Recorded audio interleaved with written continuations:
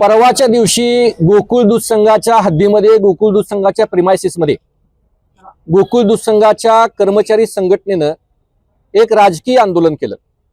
खरं तर गोकुळ दूध संघ हा कोल्हापूर जिल्ह्यातल्या शेतकऱ्यांचा, गोरगरीब जनतेचा, शेणामतात राबणाऱ्या सर्वांचा आहे आणि अशा सगळ्या परिस्थितीमध्ये गोकुळ दूध संघाच्या प्रिमायसिसमध्ये राजकीय आंदोलन करणं ही खऱ्या अर्थानं चुकीची गोष्ट आहे। गोकुळ दूध संघाच्या कर्मचाऱ्यांनी या राजकीय आंदोलनासाठी गोकुळ प्रशासनाची परवानगी घेतली होती काय? संबंधित पोलीस स्टेशनची परवानगी घेतली होती काय? संबंधित गोकुळ दूध संघाच्या प्रशासनानं या गोकुळच्या कर्मचाऱ्यांच्या आंदोलनाला परवानगी दिली होती काय? असे प्रश्न विचारण्यासाठी आम्ही गोकुळच्या मुख्य प्रधान कार्यालयामध्ये आलेलो होतो।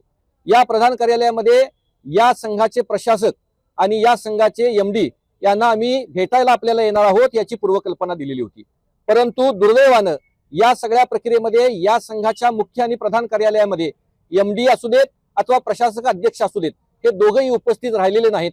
त्यामुळं आम्ही आमच्या मागण्यांचं निवेदन प्रशासक मंडळाच्या अध्यक्षांच्या खुर्चीला आता चिकटवलेलं आहे।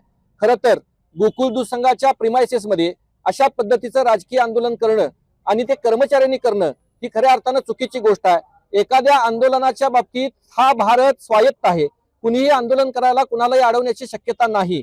परंतु अशा परिस्थितीमध्ये आपण एका स्वायत्त संघाचे कर्मचारी आहोत आणि हे कर्मचारी एक राजकीय आंदोलन घेऊन आपल्या गोकुळच्या प्रिमायसिसमध्ये काम करत असतील तर ही गोष्ट बरोबर नाही।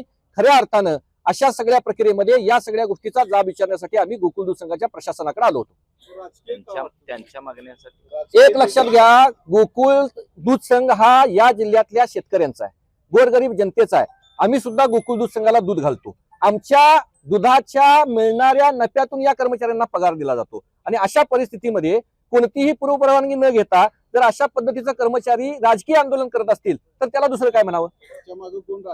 100% याच्या मागे काही ना काही राजकीय शक्ती आहेत की जी ह्या गोकुळ दूध संघाचं राजकीयकरण करून पाहत आहेत आणि या सगळ्या प्रक्रियेमध्ये उद्या भविष्यामध्ये आम्हाला एखादं आंदोलन करायचं झालं तर आम्ही गोकुळ प्रशासनाच्या या हद्दीचा वापर करू शकतो का? आम्हाला गोकुळ प्रशासन परवानगी देणार का? हा आमचा प्रश्न आहे। त्यामुळे गोकुळ प्रशासनाच्या मागणीला गोकुळ प्रशासनाकडे आमची अशी मागणी आहे की कुठल्याही स्वरूपाचं गोकुळच्या कर्मचाऱ्यांच्या आंदोलनाचा एखादा विषय असेल, त्यांच्या पगारवाढीचा असेल, त्यांच्या बाकीच्या सगळ्या देण्यांचा विषय असेल तर आम्ही सुद्धा गोकुळ कर्मचाऱ्यांसोबत आहोत। परंतु त्यांनी अशा पद्धतीचं राजकारण करणं आणि त्यांनी अशा पद्धतीचं विनाप्रमाण आंदोलन करणं हे आम्ही कदापिही सहन करणार नाही। दुसरा मुद्दा यामध्ये असा की ते आंदोलन विनापरवाना केलंय। गोकुळचं जवळपास 3 तास कामकाज ठप्प झालं। दुधाचं हे दूध हा नाशिवंत प्रकार आहे। नाशिवंत प्रकारामध्ये जर तिथं कर्मचारी हजर नसतील, 3 तास गोकुळचे कर्मचारी जर बाहेर असतील तर या बाद झालेल्या दुधाचं उत्पन्नाचं याची जबाबदारी कोण घेणार? हा आमचा प्रश्न आहे।